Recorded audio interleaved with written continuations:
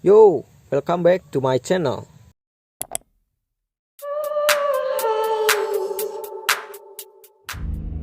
Tidak terlihat, namun sosok ini sangatlah populer. Meski bukan artis maupun public figure, dialah Tuyul, tanpa Mbak Yulnya. Adalah salah satu dari sekian makhluk halus yang keberadaannya diyakini oleh penduduk Indonesia masih eksis sampai saat ini. Namun berbeda dengan jenis makhluk halus produk asli Indonesia lain yang terkenal dengan keseramannya, Tuyul sangat identik dengan uang. Berbeda dengan jenis pesugihan lain seperti babi ngepet dan sebagainya yang terlalu ekstrim dalam hal tumbalisasinya, Tuyul dianggap sebagai jalur alternatif yang lebih aman untuk meraup kekayaan dengan cepat. Manakala firman kehilangan, merasa telah kehilangan.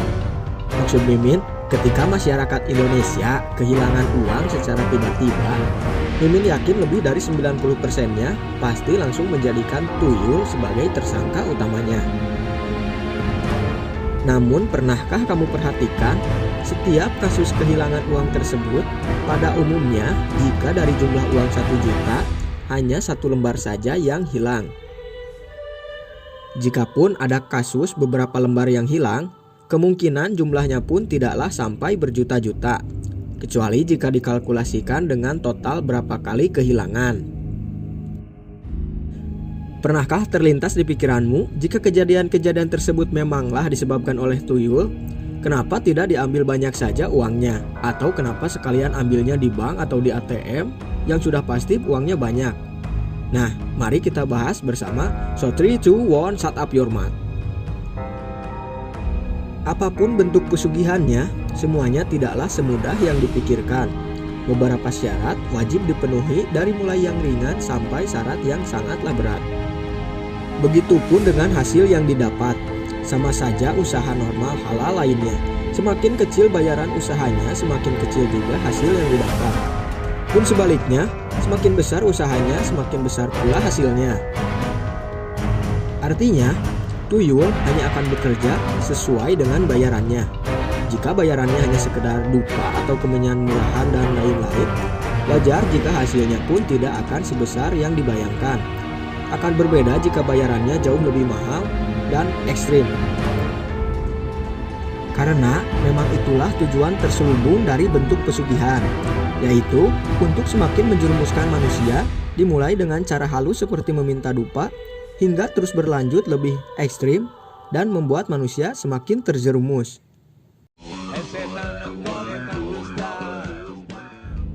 Mengapa demikian? Karena tuyul tersebut pun sama-sama memiliki resiko. Jangan kira mereka bebas bisa mengambil uang dengan aman. Mereka jauh lebih berisiko, sehingga sulit bagi mereka untuk mengambil uang dalam jumlah yang banyak. Ada berbagai jenis dan ukuran tuyul. Mereka bervariasi dari yang seukuran tikus sampai yang seukuran anak manusia. Mereka sama layaknya makhluk lain.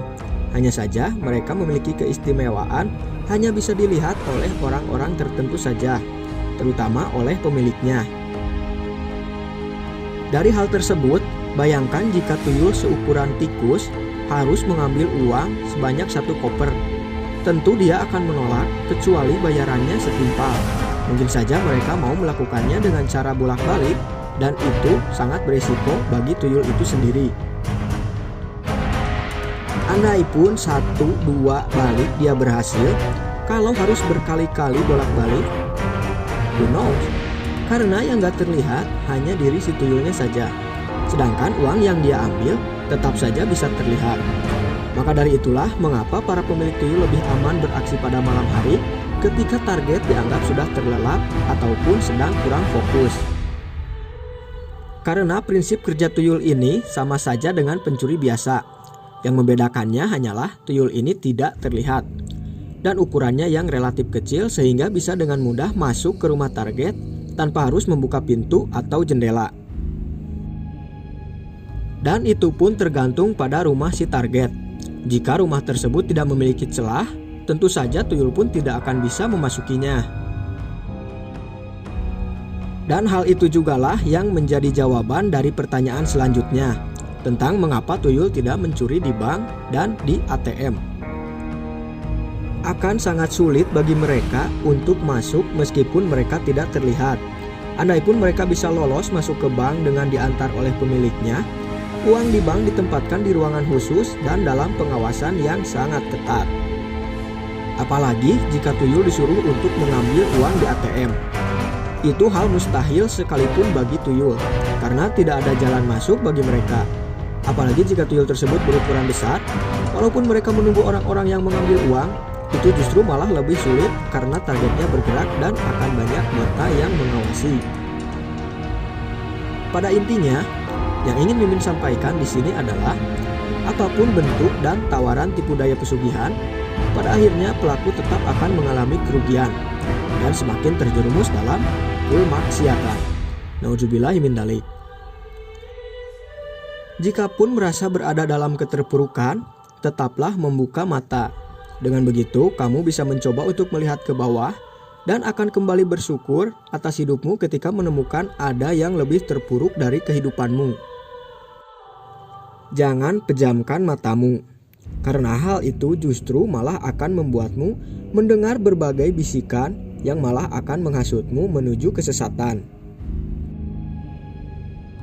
Word life is just a temporary trick. Wallahu a'lam bishawab. Tulis pendapatmu di kolom komentar.